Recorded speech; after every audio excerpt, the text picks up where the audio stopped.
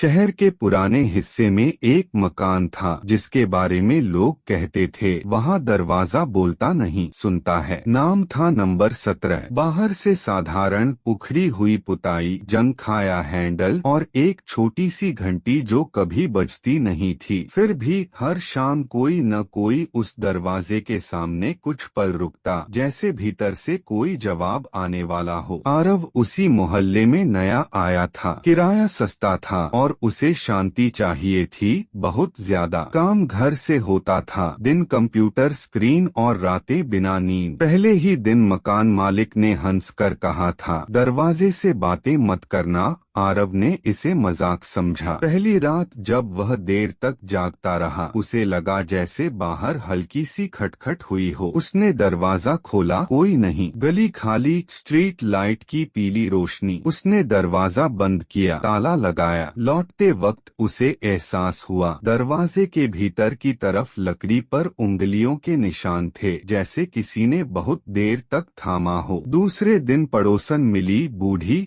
आंखें चौकन्नी। बोली, रात को आवाज आई। आरव ने कंधे उचका दिए, हवा होगी। वह मुस्कुराई नहीं, हवा बातें नहीं करती। तीसरी रात ठीक 12 बजे घंटी बजी, आवाज नहीं, कंपन। आरव उठा, दिल तेज। उसने झांक कर देखा, गली खाली। फिर भी दरवाजे के उस पार किसी की सांसें महसूस हुई। उसने धीरे से पूछा, कौन है? कोई जवाब नहीं, पर ताले ने अपने आप क्लिक किया। खुलने की आवाज। आरव पीछे हटा, दरवाजा नहीं खुला, पर हैंडल हिलता रहा। फिर सब शांत। सुबह उसने हैंडल पर कागज देखा, बिना स्याही के शब्द उभरे थे, जैसे दबाव से लिखे गए हों। सुना। दिनों तक कुछ नहीं हुआ। आरव ने इसे भूलने की कोशिश की, काम में डूबा रहा, पर हर रात ठीक 12 बजे वह एक शब्द पढ़ता, कभी फर्श पर, कभी दीवार पर, बिना स्याही, कहो। आखिर एक रात वह टूट गया। दरवाजे के सामने बैठकर बोला,